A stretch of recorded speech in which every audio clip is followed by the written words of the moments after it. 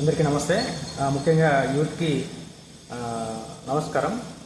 మీ mobile ఫోన్లో ఉన్నటువంటి betting apps ఏవైనా ఉంటే వెంటనే డిలీట్ చేసేయండి. ఇవి మీ ప్రాణాలను అలాగే మీ కుటుంబాలను కూడా విచ్ఛిన్నం చేసేటువంటి ప్రయత్నం చేస్తుంటాయి.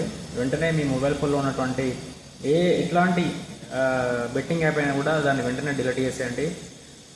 ఈ మొబైల్ ఫోన్లో ఈ బెట్టింగ్ యాప్ అన్నది మీ ప్రాణాలకే ప్రమాదం. ఇది మీ కుటుంబాలను కూడా దహించేటువంటి ప్రయత్నం చేస్తాయి. కాబట్టి మీ మొబైల్ ఫోన్లో ఉన్నటువంటి బెట్టింగ్ యాప్స్ అన్నీ కూడా దయచేసి డిలీట్ చేసేయండి. మీ ఫ్రెండ్స్ అండ్ ఫ్యామిలీస్లో ఎవరైనా ఈ బెట్టింగ్స్ వల్ల అంటే డబ్బులు పోగొట్టుకున్న వాళ్ళైతే పక్కన ఉన్నటువంటి వ్యక్తులు వారికి ధైర్యం చెప్పి దానివల్ల ఎలాంటి ప్రమాదం జరగబోతుంది అని తెలుసుకొని వాళ్ళకు ధైర్యం ఇచ్చేటువంటి పని చేయండి. లేదంటే వాళ్ళు ప్రాణాలు కోల్పోయేటువంటి పరిస్థితులు ఏర్పడుతున్నాయి.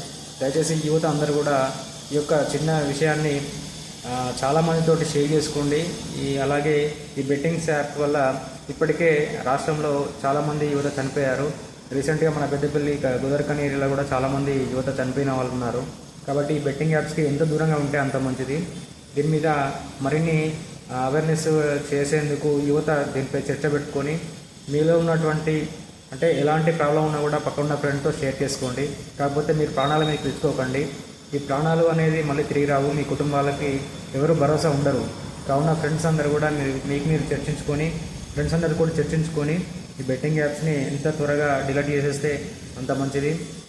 ఒకవేళ మీరు డబ్బు కోల్పోయినట్లయితే ఆ డబ్బు రికవరీ కోసం ఏ విధంగా మనం అంటే ఫ్రెండ్స్ తోటి చర్చించుకుంటే వాళ్ళు ఏదైనా సలహా ఇవ్వచ్చు. లేదంటే మీకు దగ్గర ఉన్నటువంటి కౌన్సిలింగ్ సెంటర్ ద్వారా కూడా అంటే ఇట్లాంటి పరిస్థితి నుంచి మీరు అధిగమించవచ్చు.